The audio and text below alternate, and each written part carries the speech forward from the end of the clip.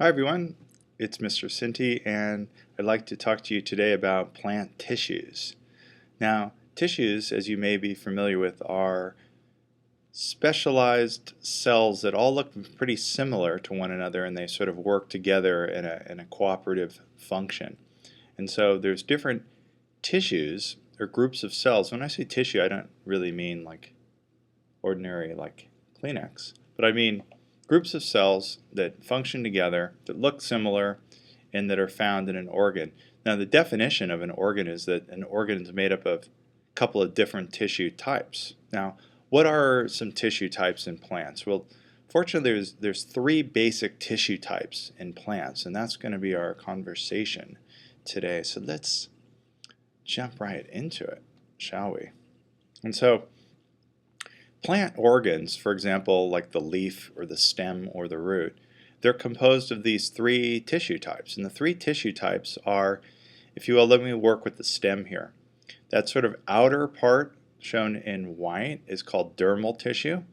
The purple inside is a specialized type of tissue called vascular tissue. And then anything that's not dermal or vascular is yellow, and it's called ground tissue. It's kind of a weird name, but we'll get used to it, I hope.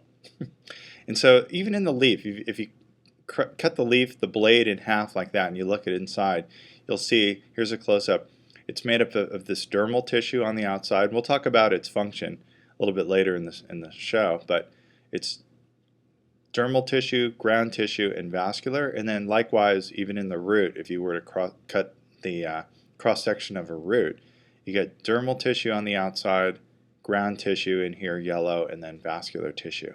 So that's kind of interesting. Do you notice here in the root, just right out of the gate, do you notice how it's sort of coming up in one cylinder, the vascular tissue is, in purple? And then right as it reaches the shoot, it sort of fractures. It's sort of like coming up like this. There's a vascular ring, which is my forearm, and then it branches off into different bundles of vascular tissue like that. And so that's what's happening there.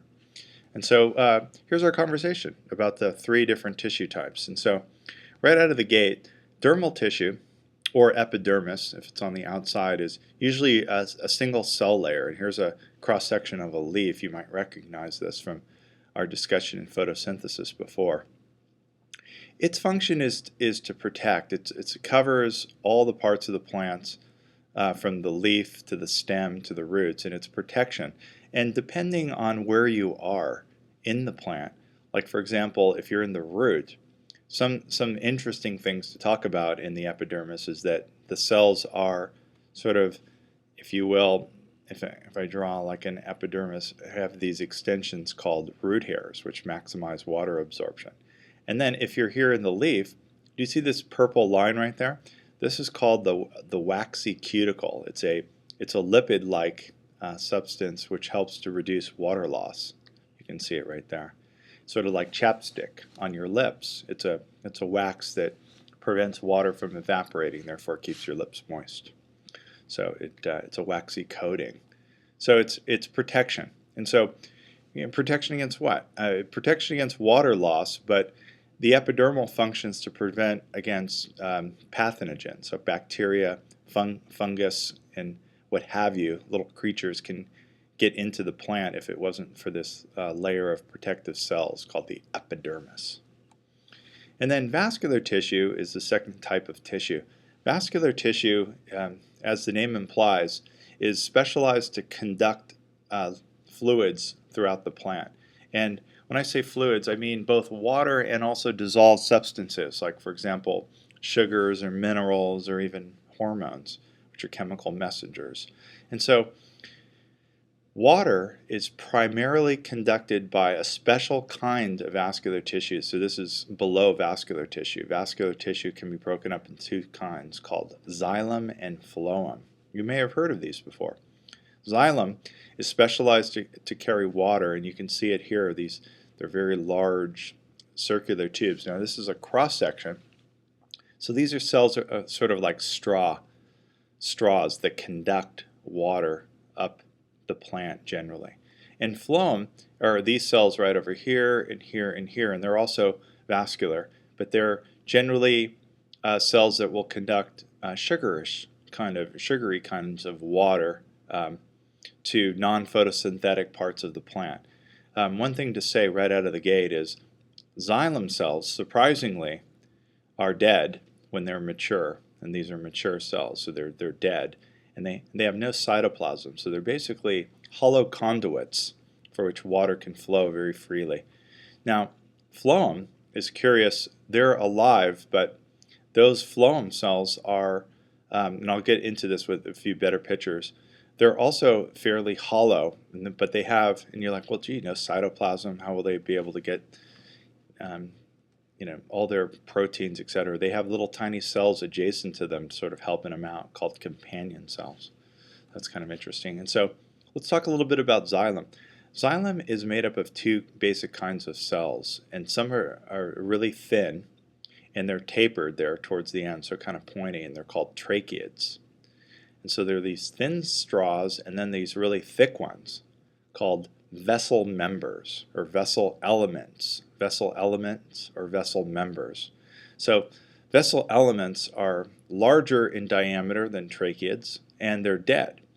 And what's interesting is they carry water, and what's most important to get from the xylem is not only are the cells dead and they conduct water, but the cells are extremely thick. And they're thick because they have both a primary and a secondary cell wall, and I'll come back to that. And you might be familiar with the fact that tracheids and vessel elements make up wood, which is something called secondary xylem. We'll talk more about that in a future video. But wood's very strong, and it plays not only a role in conducting water, but in the support of a woody plant, like for example a tree. So wood's extremely strong. We build tables out of it and houses, etc. And so it's the secondary cell wall that gives these tracheids and vessel elements their strength.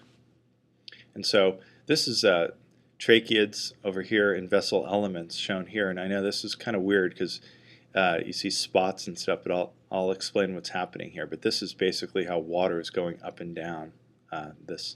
And so these spots, as you can see here, are called pits, and they're basically holes in the piping.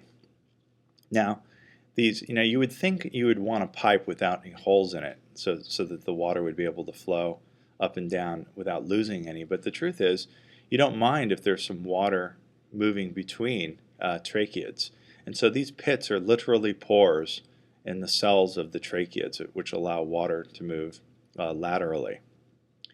Vessel elements, as I said before, or members, are wider in diameter, and they also have these pits. You can see here under the scanning electron microscope, look how much larger in diameter the vessel elements are than the tracheids right here. That's kind of a cool shot. And they're like a box of straws looking down on this, and so they're conducting water upward in a plant. And so the tracheids and vessel elements have these secondary cell walls, as I was mentioning before, which gives them a lot of strength. And those are interrupted by pits, which are these holes which will allow movement between the cells. And because the secondary wall is really hard, one of the reasons why it has such strength and rigidity is that in addition to cellulose, which is the primary polysaccharide, if you recall this, many glucoses held together, cellulose, by beta-1,4-galactosidase linkages, so they're very strong. There's also, in the secondary wall, there's another kind of chemical called lignin. And this lignin, and let me give you a picture of it right over here. It's an organic molecule. It's made up of rings of carbon, and it's very polar. It has these alcohol groups coming off of it.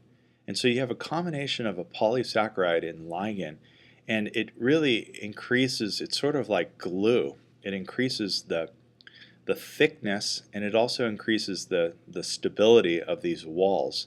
And not to overemphasize it, but I have a tendency to do that. But this lignin substance is really, really prominent because it's found in wood, which is xylem. And if you were to sort of add up like what is the most abundant organic substance on the earth, you would say cellulose, but probably coming in a close second is this lignin material. So it's really common in wood. And so, again, two awesome scanning electron microscope photographs of the tracheids right here, which are a type of xylem that are very thin, and then the wider vessel elements. And you can see, look at the thickness of the cells. And they're like pipes right there. And so they allow water to go up and down. So this is vascular tissue. Again, here's another diagram, shows the pits right here between tracheids and vessel elements, and the water's flowing not only in an upward direction but sometimes laterally if needed. Another awesome picture of a tracheid. You can see here the pits that allow the water to move side by side. And then phloem. Phloem basically is also conducting water, but it's not just water mainly. It conducts other organic compounds, mainly sugar and some mineral ions as well. Now, the name of the cells in phloem are called, I know it's a little weird, sieve-tube members. Sieve-tube members is the name of the cell. And the sieve-tube members are right here, sieve-tube cells, right there. And what's interesting is they're alive when they're mature, but they lack a nucleus, they lack ribosomes, and a distinctive central vacuole, which is kind of odd. You wouldn't think they'd be able to survive. And so right next to, this is a cross-section, right next to the sieve tube member is a companion cell, which sort of gives it all the proteins and any chemicals that it might be needing. And then in between the cells, there's sort of like a little grate called a sieve plate, which has pores in between the sieve tube members, which will allow the water to flow in and out. And so this companion cell, though smaller, does have a nucleus and ribosomes, which provides assistance. So I like this picture. Here's a sieve tube member cell, and notice the companion cell right next to it and has a nucleus. Now, how does the material travel from the companion cell to the sieve tube? Well, through the holes in the cell wall. These are not considered to be pits, but rather plasmodesmata, if you recall that, which are pores which interconnect cytoplasm between cells, plant cells in particular. So there's shared endoplasmic reticulum between those two. And so here you can see sieve tube members. There's a longitudinal section here of phloem, which is specialized vascular tissue. And then these are the sieve plates, which you can see they're like looking down on them. They're like little pores right there. And then again, here's the sieve plate between two sieve tube cells, and then there's a companion cell, the plasmodesmata right there. Under the microscope, you could see sort of this darkened area is where the sieve plate is located. And then there's ground tissue. Now there's dermal tissue, vascular tissue, and ground. And you can kid around and say that ground is anything that's not dermal or vascular, which is true. What you could say about ground tissue is ground tissue has some specialization depending on where you are, like in the root or in the stem or in the leaf. It does different things. Like, for example, like in the leaf, ground tissue is capable of photosynthesizing. And so if you recall, the palisade mesophyll cells are capable of photosynthesis. Here in a cross-section of a stem, you can see here in a dicot stem, the vascular bundles are around the perimeter. This inner area right here called pith is ground tissue, and this is vascular tissue in these bundles. And then here is the dermal tissue. So you got dermal, ground, vascular, ground. And so the cortex is this material right here. Let me sort of illustrate this. The cortex is this external to the vascular tissue. So the cortex is located here, and it's located here. And so all of this is cortex right here. And it helps to maintain structure, especially and support, especially in an herbaceous or an herb plant that is non-woody or a young woody plant. It uses its cortex for support. The pith also is used for support, and the cortex can also be used to store starch, like for example in the root. And so I'll come back to that in a future conversation. So So you got three different tissues. You got the dermal, you got the ground, and you've got this vascular. And so below the level of tissue, you have cells. And I know you can think of a typical plant cell, but the truth is, a typical plant cell, there's not a typical plant cell. There's the subtle modifications. Like, for example, there's three basic cell types.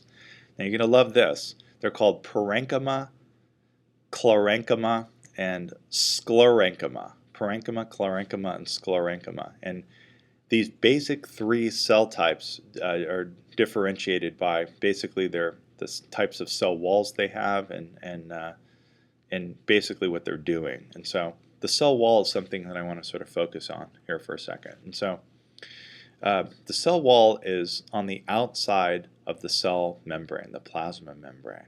So it's cell wall on the outside. Let me just illustrate that if it's okay. I'm going to go here in blue. I'm going to say the cell wall is out here, so cell wall. And then on the inside of the cell wall is the plasma membrane. Now remember the nucleus has a membrane as well, and the mitochondria has a membrane. And then look at this chloroplast.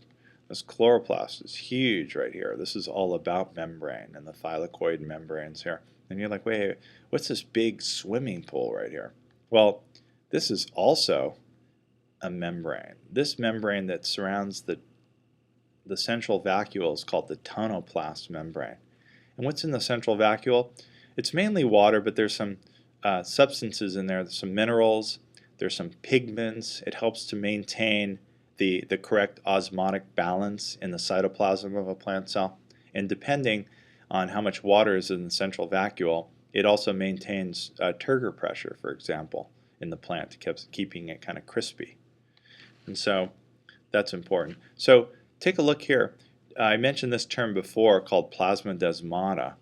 How's that? So plasmodesmata, you can see it. It's located here, and it's here, and it's here. There's basically holes between cells, and it's continuous where cytoplasm is able to move between adjacent plant cells. You can even have a little shared endoplasmic reticulum. So plasmodesmata, pores between plant cells. Another thing to mention about plant cells, which are kind of important, is they have these big plastids called, big organelles called plastids, and the big green guys are the chloroplasts, and those are important for photosynthesis. But this guy is not green. This guy is called a leucoplast, and it stores big granules of starch, and it's particularly found in ground tissue in the cortex of a root. And so that is the primary function of leucoplasts. Now, here's a really cool close-up of cell walls between plant cells. Here's cell 1, cell 2. So notice here, look how thin primary cell walls are. So parenchyma and sclerenchyma have just one cell wall, primary cell wall, whereas parenchyma and chloronchyma. Sclerenchyma, with a third type, sclerenchyma, which is making up tracheids and vessel elements and wood, have a secondary cell wall. And look how thick the secondary cell wall is.